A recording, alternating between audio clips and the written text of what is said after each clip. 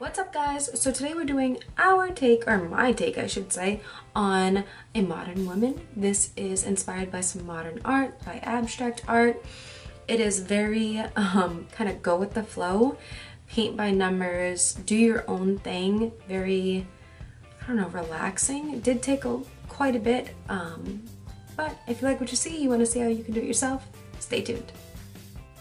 What's up, guys? Alright, so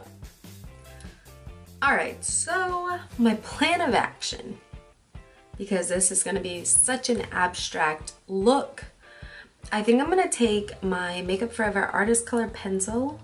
This is the Boundless Bisque, and I'm going to kind of outline the abstract areas, and then I'm going to color them in, so it'll kind of be like a paint by numbers, the grown-up version. But before I do all that, I'm going to take this and I'm going to put this in my waterline to brighten up my eyes just a little bit. In retrospect, I think I would actually go in with the bisque pencil to draw the outline around my face, but I would have used a white pencil to draw in my waterline and really brighten the eyes, just because the colors in this look pop out so well. So I'm just kind of going through and drawing lines and shapes on the natural highlights and shadows in my face. So all of the highlights, like the pop in my chin, the highlight on my forehead, I drew into spaces first so that I would have a guide on what I wanted to kind of fill in with the brighter colors as opposed to the shadowed colors. And when filling in, I started with the brightest colors first. So I went in with white on the shapes that I wanted to stand out the most in my face, which were the forehead, the cheek, the chin, bridge of my nose, and then I went down in shades. So the next brightest color I thought that I had was pink. It ended up actually being yellow, duh, Sarah. But I came in with the pink and filled in all the shapes. I wanted pink first, and then I came in with the lilac. And I go on and on with the colors, kind of going from light to dark as far as the shade range, other than discovering how bright like the yellows and the corals were. But really, I wanted to fill in all of the areas that were high points of my face with the brighter colors. So things that you would naturally kind of highlight with makeup are what I went in with the bright colors to fill in.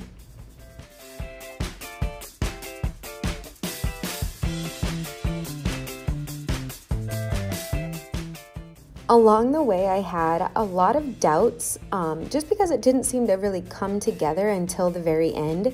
So if you're doing this and you feel like it just looks like weird, it doesn't look right, stick it through. I promise once you get to the darker colors, and especially the black at the very end, is when it finally comes together. So it really is like a leap of faith during the process until you get to the brighter, more contrasting colors that kind of make the whole look come together.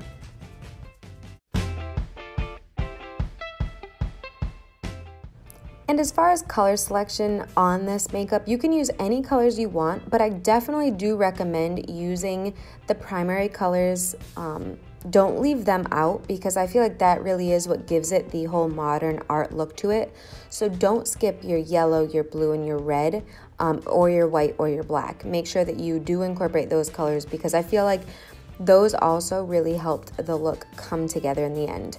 So I'm just adding the layers upon layers, and once I get to the end and I have just a couple spaces left to fill, I kind of look at the entire face and figure out what I want to do as far as color-wise in those last spaces.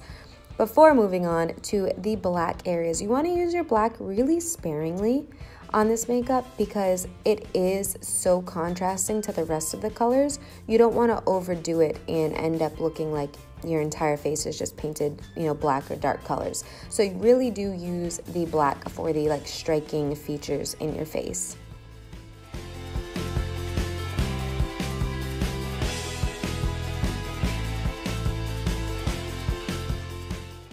As I went on, I kept discovering new colors I could use. When I first started out, I thought I was only going to use 5 or 6 colors, and then I ended up using, almost all of the ones in my palette. The mints, the baby blues, the dark blues, the reds, the corals. So you really can have fun with this. Don't limit yourself. Once you get going, kind of see where it takes you. And for the finishing touches, I just added a couple lip highlights. That's all I have for you guys. My face feels kind of stiff from not moving it for like 2 hours. This was definitely more intense, more time consuming than some of my other looks. So make sure if you sit down to do this, you got the time. And you have a ton of colors and a ton of paintbrushes and rags to switch colors constantly. But this is so fun. I feel like I could go to like a modern art museum and like stop on the wall and I blend in. That's how I feel right now, especially if I had like all black on to up here. Anyways, I hope that you enjoyed this. If you did, hit the like button, hit the subscribe button. If you have any questions, write them in the comments. Thanks for watching, and I'll see you next time. Mwah.